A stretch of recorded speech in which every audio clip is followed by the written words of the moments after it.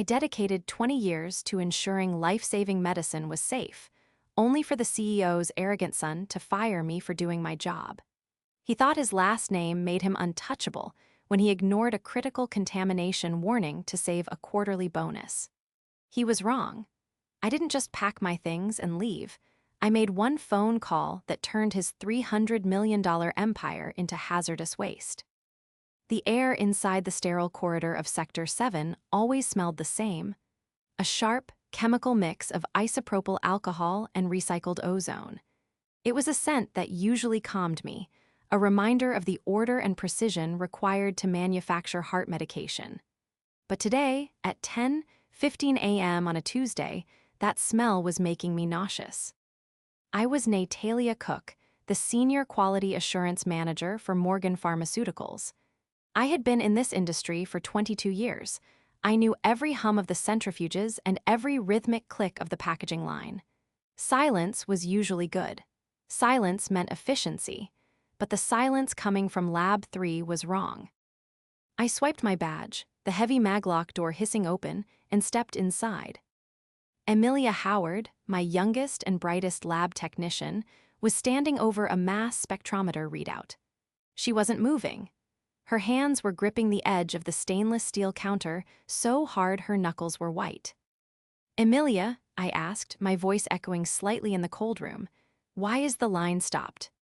She jumped, spinning around. Her face was pale, her eyes wide behind her safety goggles. "Natalia, I didn't want to call it in until I was sure. I ran it 3 times." I walked over, the heels of my anti-static shoes clicking on the floor. I looked at the monitor. The graph was a jagged mess of red spikes where there should have been a smooth, flat blue line. "Batch 404, I read aloud, my stomach dropping. "This is the cardio stabilizer run, the flagship product." "It's failing purity tests, Natalia," Amelia whispered, her voice trembling. "There's an unidentified particulate in the raw binding agent. It's reacting with the active ingredient. If this hits a patient's bloodstream..." She didn't have to finish the sentence. I knew what would happen: anaphylactic shock, organ failure, death. "Show me the source container," I commanded, my training taking over. Amelia led me to the quarantine locker. She pulled out a sample vial of the binding agent. It looked normal to the naked eye, a fine white powder, but under the digital microscope on her screen, the crystalline structure was wrong. It was jagged, inconsistent, cheap. "This isn't our usual supplier," I muttered, narrowing my eyes. "We use pharma-grade. This looks like industrial filler." "I checked the manifest," Amelia said, looking over her shoulder as if she expected someone to be listening. "The supplier code was changed in the system 2 weeks ago, by the plant manager's office." My blood ran cold. The plant manager was Cole Morgan, the son of the CEO. He had taken over the facility 3 months ago, and since his arrival, the atmosphere had shifted from one of scientific rigor to aggressive cost-cutting. He drove a car that cost more than my house and wore suits that looked like they were tailored in Milan, but he wouldn't know a benzene ring from a bagel. "Shut it down," I said firmly. "Quarantine the entire batch, all 50,000 units, lock the bay doors." Amelia looked terrified. "Natalia, Cole sent a memo this morning. He said batch 404 has to be on the trucks by 5:00 p.m. or we miss the quarterly shipping target. If I lock it down." "I don't care if the Pope is waiting for this shipment," I said, my voice rising. "This is poison, Amelia. Lock it down. I'll handle Cole." I grabbed the printout of the failed spectrometer reading. It was a death warrant for anyone who took those pills, but right now, it felt like a declaration of war. I smoothed the paper against my clipboard, took a deep breath of the sterile air, and marched toward the elevators. The executive suite was on the 4th floor, far away from the chemical smells and the noise of the production line. It was a different world up there: plush carpets, abstract art, and the silence of money. I checked my watch. 10:45 a.m. I had 6 hours before the trucks were supposed to leave. That was plenty of time to explain the science, show the danger, and get the batch destroyed. At least, that's what I thought. I was naive. I assumed that even a man like Cole Morgan would value human life over a spreadsheet. I was about to learn that for some people, the only red lines that mattered were on a bank statement. Cole Morgan's office was a shrine to his own ego. One wall was entirely glass, overlooking the sprawling production floor below, giving him the vantage point of a king surveying his peasants. The other walls were lined with awards that belonged to his father, framed news articles about the company's stock price, and a humidor that likely cost more than Amelia's annual salary. When I walked in, he didn't even look up from his phone. He was lounging in a leather chair, his feet, clad in Italian loafers, resting on the mahogany desk. "Mr. Morgan," I said, keeping my voice steady, "we have a critical situation in Sector 7. He sighed, a long, exaggerated sound, and finally lowered his phone. He was young, maybe 32, with slicked-back hair and a smile that never reached his cold, shark-like eyes. "Natalia, isn't it?" he asked, though he knew exactly who I was. "I'm in the middle of securing a distribution deal. Make it quick. Did we run out of hairnets again?" "We have a contamination event in batch 404, I said, stepping forward and placing the jagged graph report directly onto his clean desk. "The binding agent is substandard. It's reacting with the medication. It's toxic, Cole. I've ordered a full quarantine and halted the line." Cole looked at the paper for less than a second before flicking it aside like a piece of lint. He swung his legs off the desk and stood up, buttoning his suit jacket. He wasn't tall, but he knew how to use his space to intimidate. "You halted the line," he repeated, his voice dangerously quiet. "Who authorized that?" "I did," I replied, standing my ground. "It's my job. As senior QA manager, I have the authority to stop any process that poses a risk to public safety. Protocol 7 Alpha clearly states." "I don't care about your little protocols, Natalia," he interrupted, walking around the desk to stand right in front of me. He smelled of expensive cologne and stale coffee. "Do you know how much batch 404 is worth? That is a $300 million shipment. It represents 12% of our Q3 revenue. It represents 50,000 potential lawsuits and fatalities," I shot back. "The raw material is bad. It's industrial grade, not pharmaceutical. Who authorized the supplier change?" Cole's eyes narrowed. A flicker of something, guilt, annoyance, passed over his face, but he masked it instantly with arrogance. "I did," he sneered. "I found a vendor who could provide the binding agent for 40% less. It's called efficiency, Natalia. Something you dinosaurs in QA don't understand. You think money grows on trees? We have shareholders."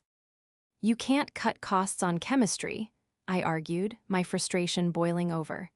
"If that batch goes out, people will die. I cannot release it. I won't sign the certificate of analysis." Cole chuckled darkly. He walked back to his chair and sat down, lacing his fingers behind his head. "You seem confused about how this works," he said condescendingly. "My father built this company. I run this plant. You are a cog in the machine, a very expensive, very annoying cog." He leaned forward, his face hardening. "I am overriding your quarantine. The batch ships at 5:00 p.m. You will sign the certificate or you will pack your desk." The room went silent. I could hear the faint hum of the HVAC system. I looked at this man, this boy playing with lives, and I realized there was no reasoning with him. He had already spent the bonus he was going to get for this batch. "I won't sign it," I said quietly. "Quality inspectors don't question the plant manager," Cole spat out, his face turning red. "We pay you to put a stamp on a piece of paper, not to play God. Sign it." "No." Cole slammed his hand on the desk. "Then you're fired. Get out. I'll find someone who knows how to follow orders to sign it." "You can't fire me for upholding safety regulations," I said, my heart hammering against my ribs. "That's retaliation." "I can fire you for restructuring and insubordination," Cole grinned, a nasty, triumphant look. He reached for his desk phone and punched a button. "Security, send 2 officers to my office." Escort Natalia cook off the premises. Immediately. He hung up and looked at me, his eyes dead. You have 5 minutes to get your personal effects. If you talk to anyone on your way out, I'll make sure you lose your pension. I stared at him, trembling with rage. He thought he had won. He thought that by cutting off my income, he could silence me. He thought the game was over. But as the heavy oak doors opened behind me and the security guards stepped in, I wasn't thinking about my pension. I was thinking about the phone number I had memorized 15 years ago, a number belonging to a man who owed me everything. The walk from the executive suite back to the ground floor felt like a funeral procession for my career. 2 burly security guards, men I had greeted every morning for 5 years, flanked me. They wouldn't look me in the eye. They knew this was wrong, but they had mortgages too. I need to get my purse from my office, I said, my voice sounding foreign to my own ears. Make it quick, Ms. Cook, one of them mumbled. We marched through the production floor. The word had spread fast. The hum of the machines seemed quieter, as if the factory itself was holding its breath. Heads turned. Operators in hairnets and blue gowns whispered behind their hands. When we passed Lab 3, Emilia was standing at the glass window. She looked devastated. She held up a hand, pressing her palm against the glass. I gave her a small, sharp nod. It was a silent command: stay quiet, keep your head down. I'll handle this. I didn't want her to go down with me. She was 24, with student loans and a sick mother. I was the one with the savings and the tenure. I was the shield. I reached my small office in the corner of the QA department. It was filled with photos of my kids, a dying fern I kept trying to revive, and stacks of regulatory manuals. Don't touch the computer, the guard warned as I reached for my desk. I'm not, I snapped. I grabbed my handbag, my coat, and a small, framed photo of my late husband. I left the awards. I left the 20-year service pin. I didn't want anything that reminded me of the Morgans. As I was ushered toward the main exit, the heavy steel loading bay doors were rolling open. I saw the trucks backing in, great, silver beasts waiting to be fed. They were loading batch 404. I stopped, my feet planted on the concrete. That batch is contaminated, I shouted, pointing at the forklift driver who was moving a pallet of the white boxes.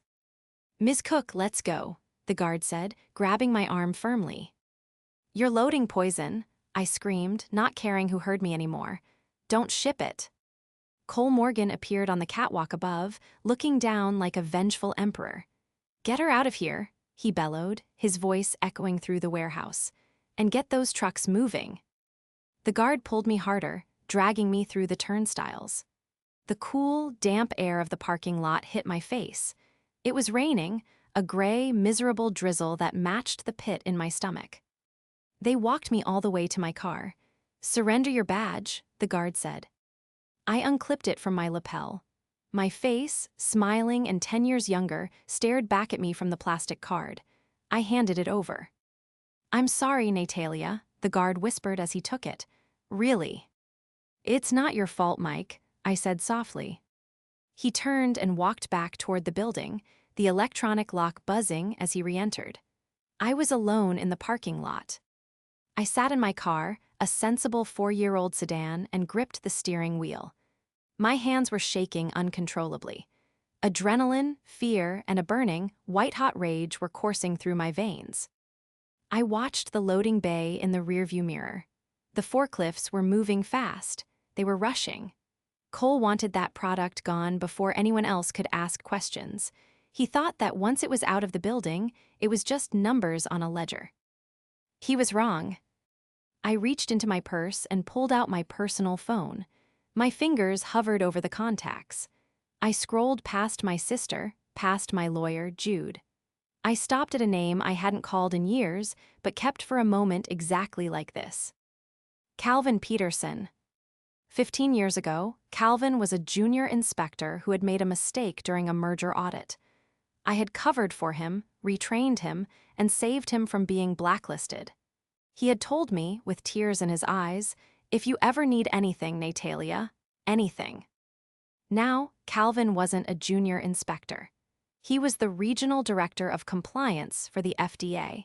He was the man nightmares were made of for pharmaceutical CEOs. I tapped the call button. It rang once, twice. Natalia, a deep, familiar voice answered, sounding surprised. It's been a long time. Is everything okay? I looked in the rearview mirror as the first truck, loaded with batch 404, pulled out of the bay. No, Calvin, I said, my voice hardening into steel. Nothing is okay. I need to cash in that favor, right now. The rain had intensified, drumming a relentless rhythm on the roof of my car, but inside, the silence was deafening. I had just hung up with Calvin. His instructions were clear. Get proof, hard proof, don't go home yet. I was still sitting in the parking lot, watching the facility like a hawk, when my phone buzzed again. It was Calvin. The screen lit up with a number I recognized instantly, the internal extension for legal. Natalia Cook speaking. I answered, my voice tight. Natalia, this is Arthur from legal. The voice was smooth, practiced. Arthur was the company's hatchet man, the guy who made problems disappear with non-disclosure agreements and settlement checks. I understand there was an incident this morning. You could say that, I replied, watching a second truck pull away from the loading dock. I was fired for refusing to sign off on a contaminated batch.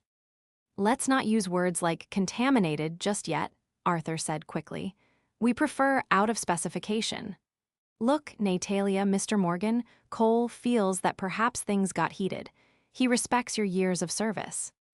He called me a dinosaur and had me escorted out by security, I said flatly. He's young, Arthur soothed. He's under a lot of pressure from his father. We want to make this right. We've prepared a separation agreement. It's generous. How generous? I asked, playing along. I needed to keep them talking. I needed to know how scared they were. 2 years' salary, Arthur said. Full benefits for 18 months, and a positive reference for any future employment. All you have to do is sign a standard NDA regarding proprietary manufacturing processes and recent internal discussions. You want me to sign a gag order, I translated.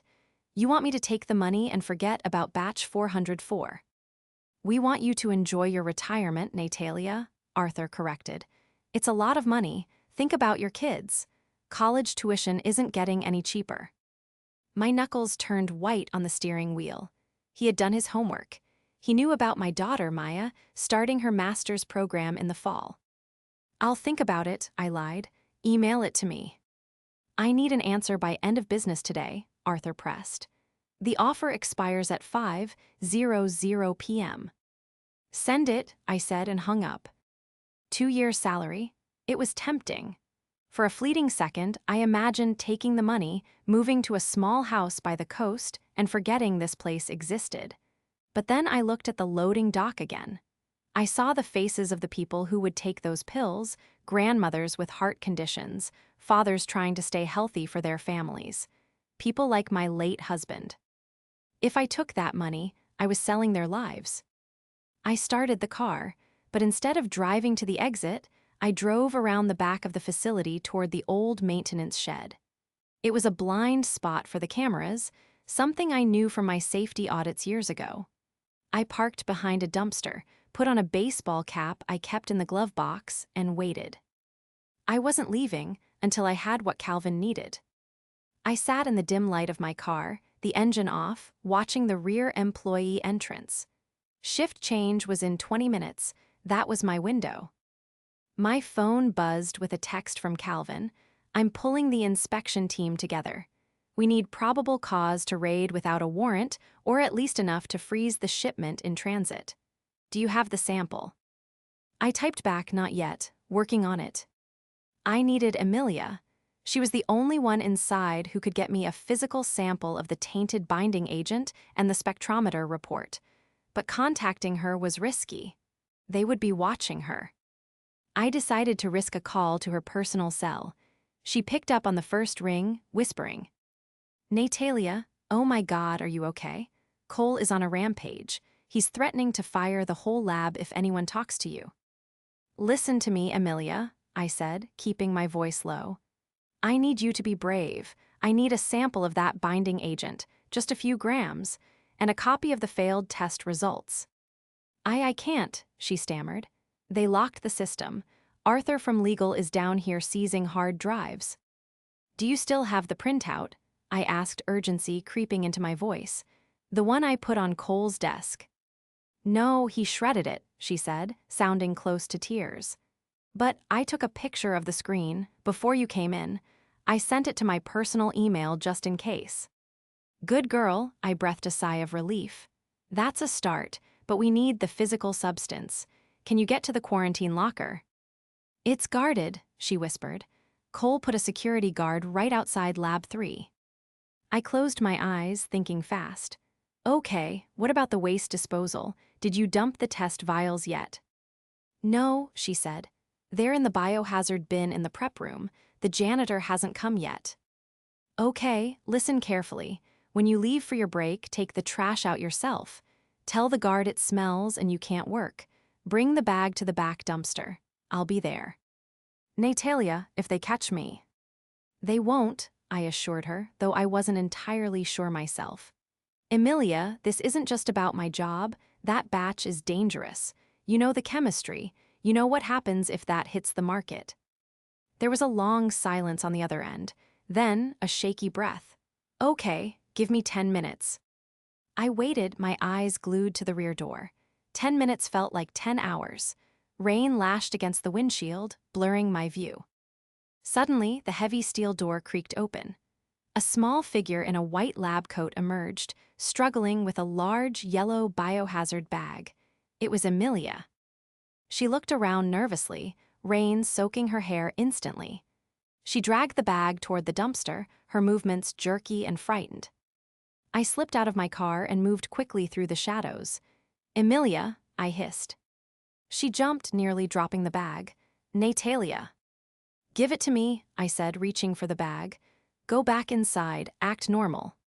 She shoved the bag into my hands. The vials are at the bottom, wrapped in paper towels. Please, Natalia, be careful. Go, I urged her. She turned and ran back into the building. I threw the bag into my TR. And covered it with a blanket. I had the evidence. Now I needed to get it to Calvin. As I got back into the driver's seat, my phone rang again. It was Jude Ward, my lawyer. Natalia, Jude's voice was crisp and professional. I just got a very interesting email from Morgan Pharmaceuticals. They're offering you a settlement. It's surprisingly high. I know, I said, starting the engine. Jude, don't answer them yet. I'm bringing you something. Meet me at your office in 20 minutes, and call a courier. A courier for what? For the FDA, I said, pulling out of the lot, my tires spinning on the wet asphalt. We're going to burn them down, Jude, legally. Jude's office was in a quiet part of town, a small brick building that smelled of old books and coffee. When I arrived, soaking wet and carrying a plastic bag with 3 glass vials inside, Jude looked at me over his spectacles with a mix of concern and curiosity. You look like you've been robbing a grave, Natalia, he said, clearing a space on his desk. Worse, I said, setting the vials down carefully. I robbed my old employer. I explained everything, the failed test, Cole's dismissal, the hush money, and the sample I had just retrieved from the trash. Jude listened intently, taking notes on a yellow legal pad. This is big, he murmured. Whistleblower protection big, but we need to move fast, if they find out you have this. They won't, I said. Not until it's too late. I called Calvin Peterson. Jude's eyebrows shot up. The FDA guy, the one they call the Wolf. He's meeting us here, I checked my watch, in 5 minutes. Sure enough, a few minutes later, a heavy knock rattled the front door. Jude opened it to reveal a tall man in a trench coat, shaking off a wet umbrella. Calvin Peterson had aged well, silver at the temples, but with the same sharp, intelligent eyes I remembered. Natalia, he said, stepping inside and embracing me briefly, you have a knack for finding trouble. And you have a knack for fixing it, I smiled, though it was weak. Calvin, this is Jude Ward, my attorney. They shook hands. Calvin didn't waste time on pleasantries. Show me the sample. I pointed to the vials on the desk. Batch 404 binding agent. And here, I pulled up the photo Amelia had emailed me on my phone, is the mass spec readout from this morning. Calvin studied the image, zooming in on the jagged red peaks. He let out a low whistle. This isn't just contamination, this is negligence, gross negligence. He picked up one of the vials, holding it up to the light. If this matches the profile on that screen, I can shut them down tonight.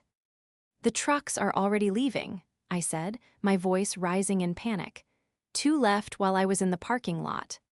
Where are they headed? Calvin asked, pulling out his own phone. Distribution center in Ohio, I replied. From there, it goes to pharmacies nationwide within 48 hours. Calvin started typing furiously. I can issue a preliminary administrative hold on the shipment based on a credible whistleblower report. That will stop the trucks at the state line. But to get into the plant and seize the records, I need a judge to sign a warrant. And for that, I need more than just a photo and a stolen vial. What do you need? Jude asked. I need a confession, Calvin said, looking at me. Or at least an admission of knowledge. I need proof that Cole Morgan knew about the contamination and ordered the shipment anyway. He told me to my face, I said, but it was just us in the room. Then we need to get him to say it again, Calvin said, his eyes locking onto mine. On tape. California is a 2-party consent state, Jude warned. You can't record him without his knowledge. It won't be admissible in court. It doesn't need to be admissible in court to get me a warrant, Calvin countered.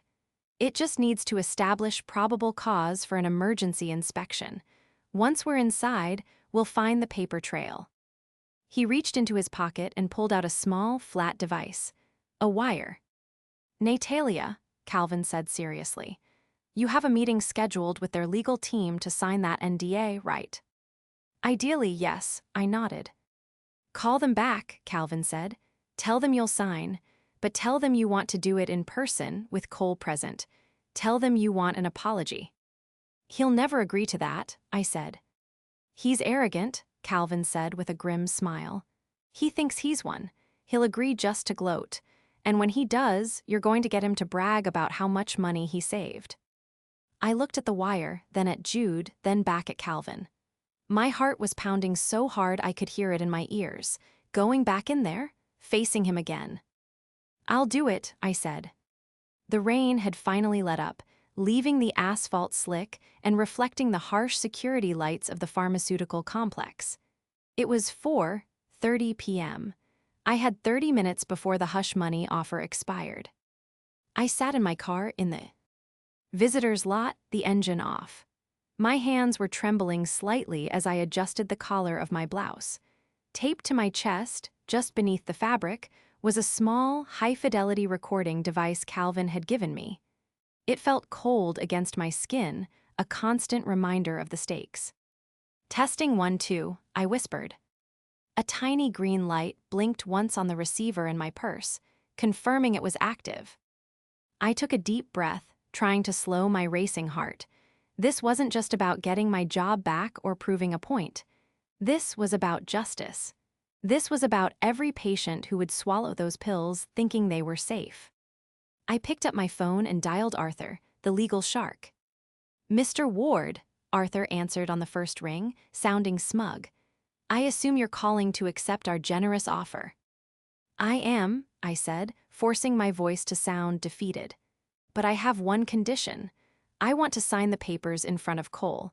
I want him to look me in the eye and acknowledge what he's doing. There was a pause on the line. I could almost hear Arthur calculating the risk. Mr. Morgan is a very busy man, Natalia, Arthur said dismissively. He has a dinner engagement. Then tell him if he doesn't meet me in 10 minutes, I go to the press, I bluffed. I have the batch number. I have the production logs. I'll make sure every news outlet in the country knows why batch 404 was rushed. Another pause, longer this time. Hold on, Arthur said. I waited, listening to the hold music, a cheerful, upbeat tune that felt jarringly out of place. Finally, Arthur came back. "He'll see you, 10 minutes. Conference room B, don't be late." I hung up and stepped out of the car. My legs felt heavy, but I forced myself to walk with purpose. I had to play the part of the broken, defeated employee who just wanted a paycheck. If Cole suspected anything else, the deal and the evidence would disappear. I walked through the glass doors of the lobby, ignoring the curious stares of the receptionist. Security waved me through. They had been expecting me. Conference Room B was a glass-walled fishbowl near the executive offices. Inside, Cole was sitting at the head of a long, polished table, looking bored. Arthur was next to him, a stack of documents in front of him. "Natalia," Cole said without standing up. "So good of you to join us. I trust you've come to your senses." "I have," I said quietly, taking the seat opposite him. "I just want this to be over." "Excellent," Arthur said, sliding a thick document across the table. "This is the separation agreement. Standard terms: non-disclosure, non-disparagement, release of claims. Sign here, here, and here." I picked up the pen, my hand hovering over the paper. I looked at Cole. "Before I sign," I said, my voice steady, "I need to know one thing. Why risk it, Cole? That batch is dangerous, you know it." Cole leaned back in his chair, a smirk playing on his lips. "It's not dangerous, Natalia, it's optimized. The market doesn't care about your precious purity standards. They care about availability and price. We're giving them both."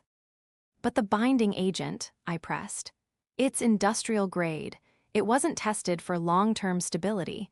If someone has a reaction—" "If someone has a reaction," Cole interrupted, waving a dismissive hand, "our lawyers will handle it. That's what insurance is for. The cost of a few settlements is nothing compared to missing a quarterly target.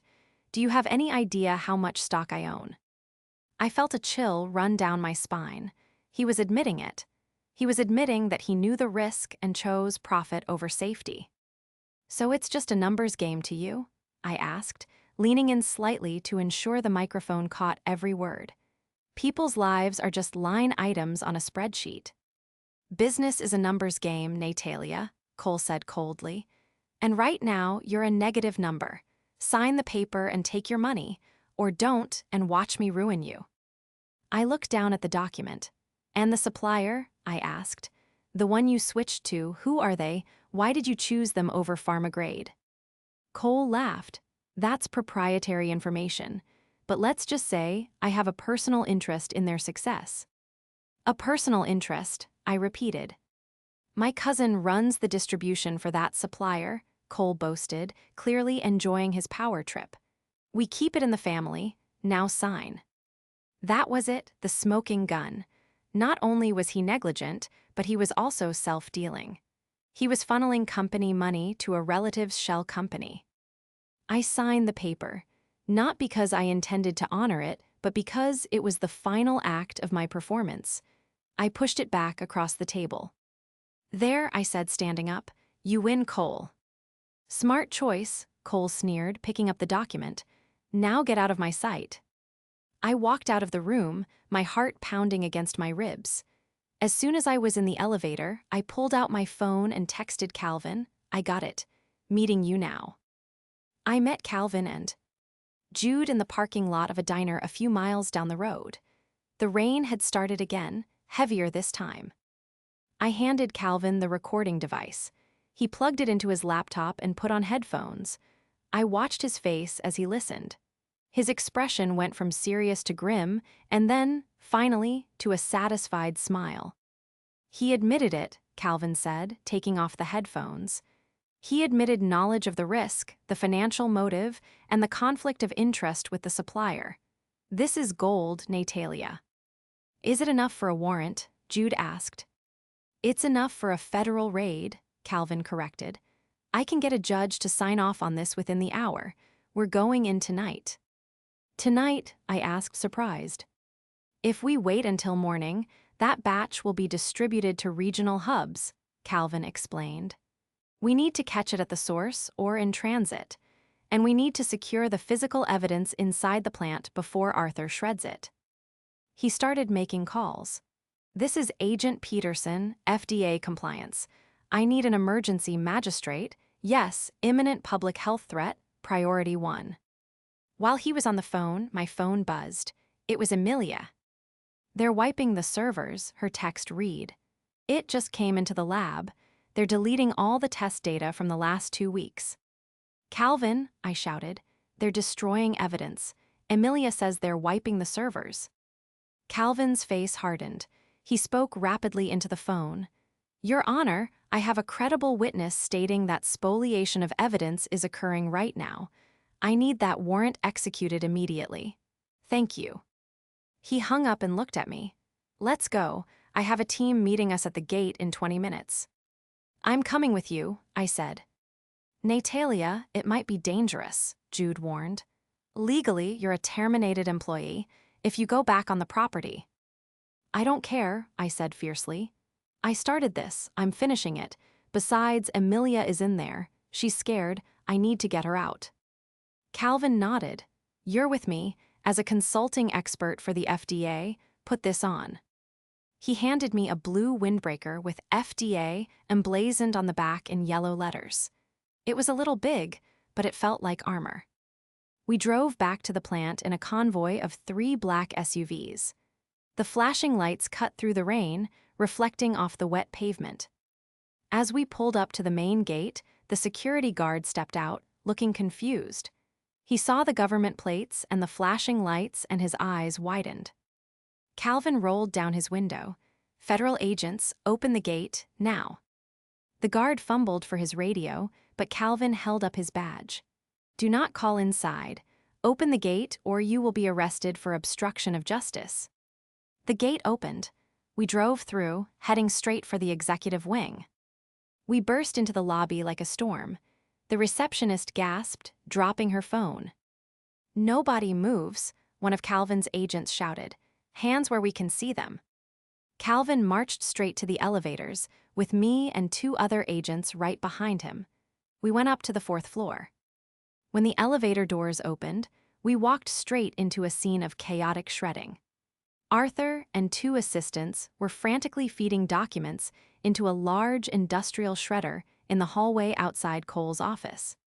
"Step away from the shredder," Calvin boomed, his voice echoing in the corridor. Arthur froze, a piece of paper halfway into the machine.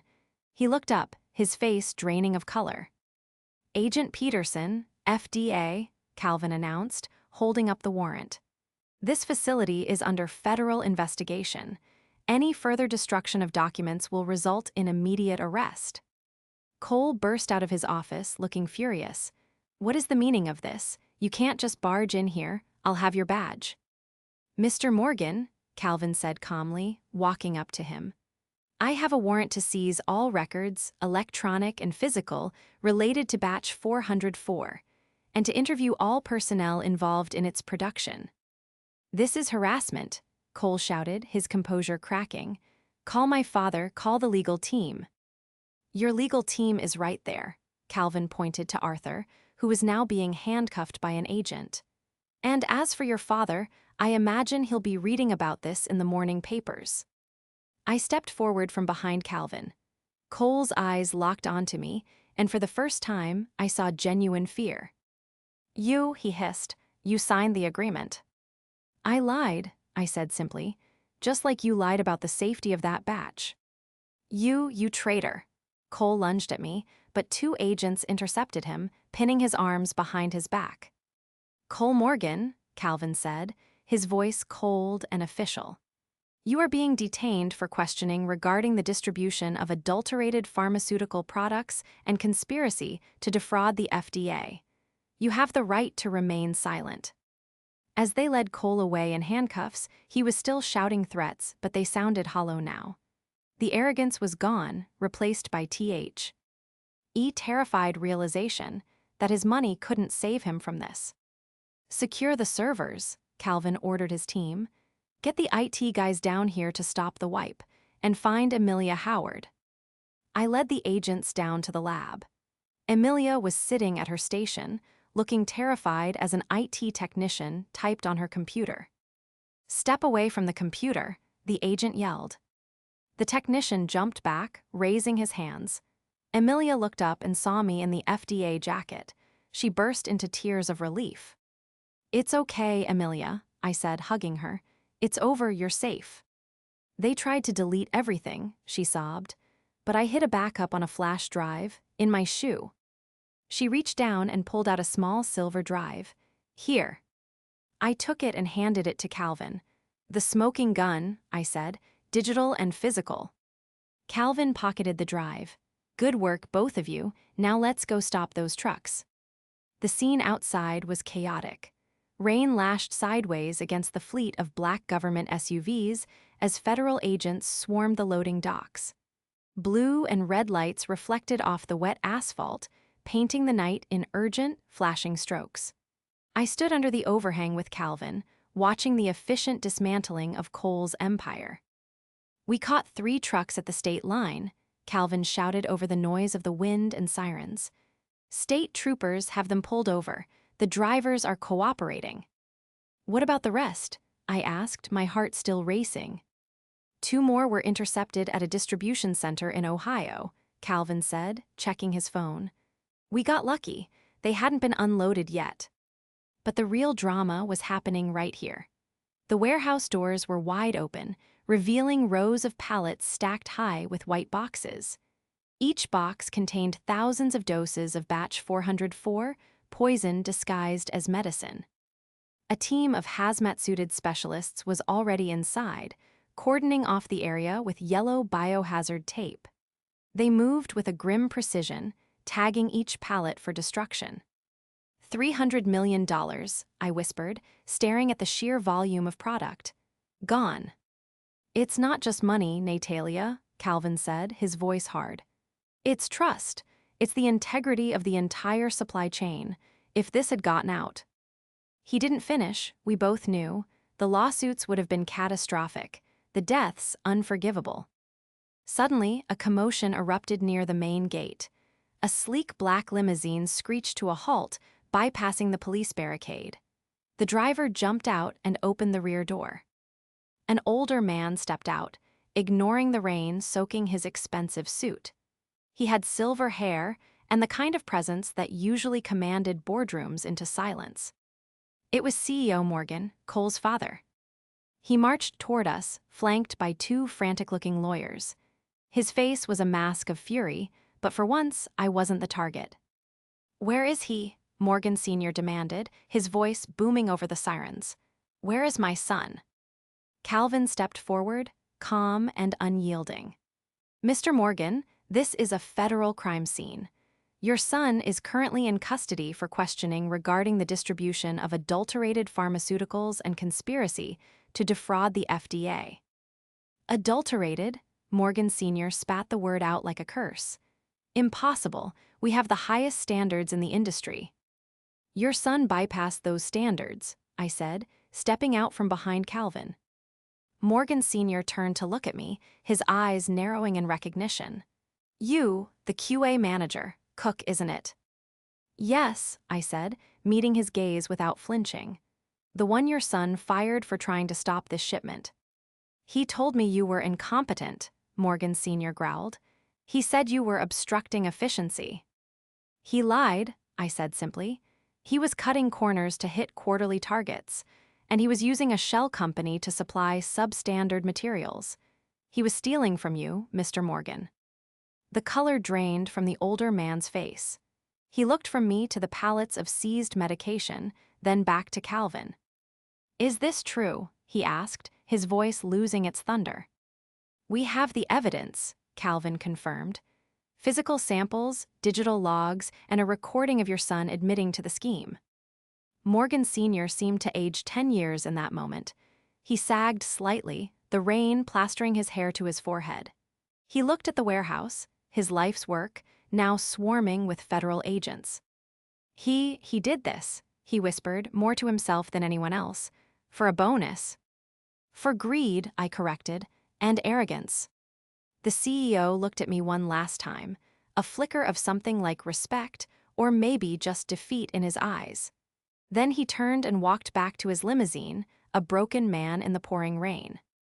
The fallout was swift and brutal.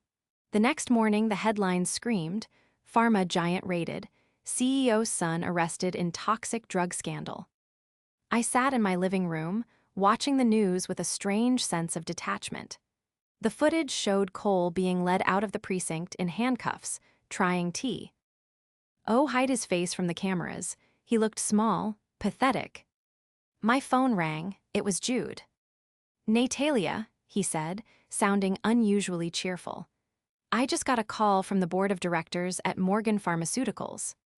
Let me guess, I said, sipping my coffee. They want to sue me for violating my NDA. Quite the opposite, Jude laughed. They want to settle immediately, and they want you to come in. Come in, I frowned. Why? Just get dressed, Jude said.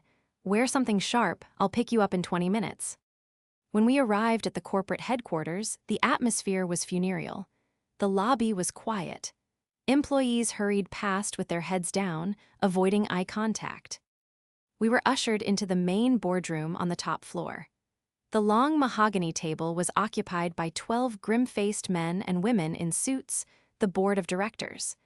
At the head of the table sat Morgan Sr., looking tired and pale.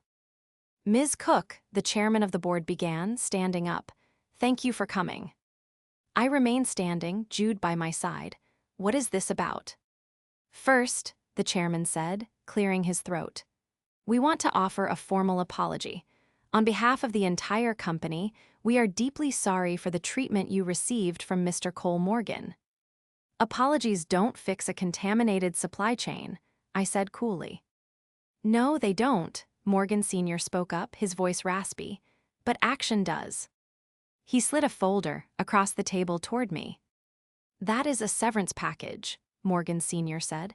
5 years' salary, full benefits for life, and a formal statement exonerating you of any wrongdoing.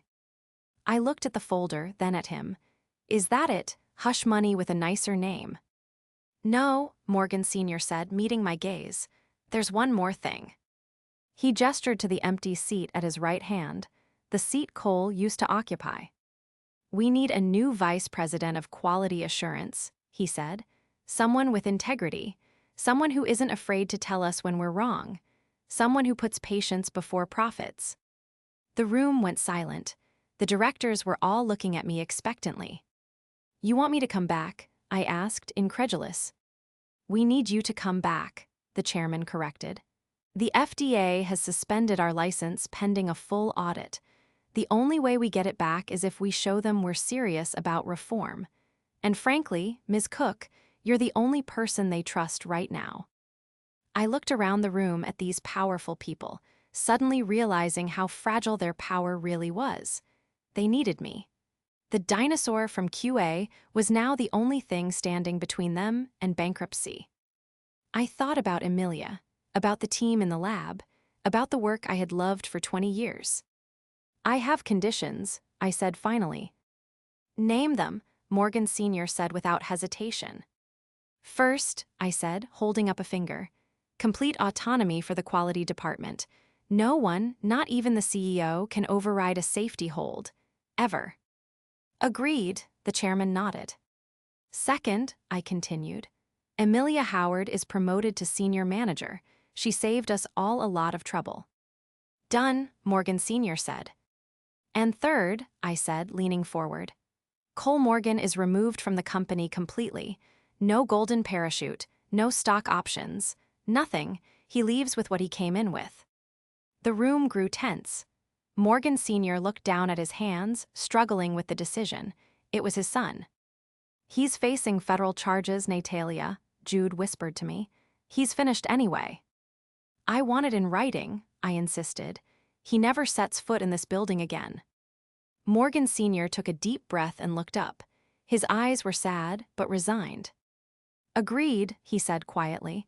He is terminated for cause, effective immediately. I nodded slowly. Then we have it. The summer sun was warm on my face as I sat on my back porch, a glass of iced tea in my hand. The garden was blooming, real flowers, not the sterile plastic plants in the office. Things had changed. I was now the VP of quality at Morgan Pharmaceuticals. The work was hard, rebuilding trust takes time, but it was honest. We had passed the FDA audit with flying colors, thanks to Amelia's meticulous record-keeping and my stubborn refusal to cut corners. Cole Morgan was currently awaiting trial. The life twist had come out during the investigation. Not only was he cutting corners, but he owned the shell company that supplied the bad ingredients. He was essentially stealing from his own father to fund a gambling habit he'd kept hidden for years. He was looking at 10 to 15 years in federal prison. There would be no golden parachute for him, just a concrete cell. Morgan Sr. had stepped down as CEO, handing the reins to a seasoned outsider who respected the science. He still called me sometimes, asking for advice, but mostly he just sounded lonely. I took a sip of my tea and looked out at the yard. My daughter, Maya, was visiting from grad school, laughing on the phone inside. The settlement money, which I had accepted in addition to the promotion, had paid off her tuition and my mortgage. I was safe, I was vindicated, but more importantly, I was at peace.